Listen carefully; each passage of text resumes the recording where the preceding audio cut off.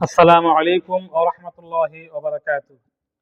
ভালো চাকরি পাওয়া ও অভাব দূর হওয়ার একটি বিশেষ আমল হযরতে মূসা আলাইহিস সালাতু ওয়াস সালাম যখন মিশর থেকে বের হয়ে হযরতে শুআইব আলাইহিস সালাতু ওয়াস সালামের দেশে যান, তখন তিনি ক্ষুধার্ত।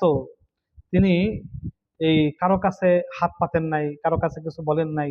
তিনি আল্লাহর কাছে দোয়া করলেন, রব্বি ইন্নী লিমা আনজালতা ইলাইয়া মিন খাইরিন ফাকির। সূরা কাসাসের 24 নম্বরে এই আয়াত, রব্বি ইন্নী লিমা আনজালতা ইলাইয়া মিন খাইরিন ফাকির, এই আয়াত। এবং সাথে এটা, আল্লাহুম্মা কফিনি বিহালালিকা আন হারামিকা ওয়া আগনিনি বিফাদলিকা আম্মান সিওয়াক, এবং হাসবুনাল্লাহু ওয়া নি'মাল ওয়াকিল, হাসবুনাল্লাহু ওয়া নি'মাল ওয়াকিল। এই এই তিনটা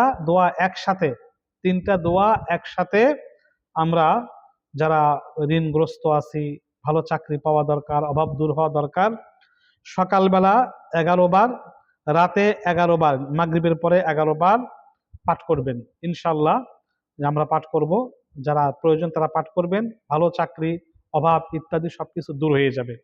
এবং মাগরিবের পরে সূরা ওয়াকিয়া তেলাওয়াত করবেনই।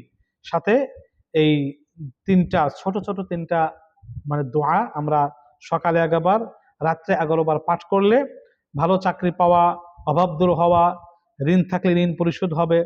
আল্লাহ পাক ইনশাল্লাহ তার সব প্রয়োজন মিটিয়ে দিবেন। পরীক্ষিত একটা আমল।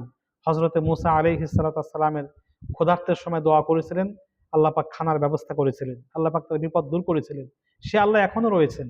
কেউ যদি আমল করে ইনশাল্লাহ অবশ্যই সে ফজিলত পাবে এবং অবশ্যই সে মানে উপকার পাবে, এর মধ্যে কোনো সন্দেহ নেই।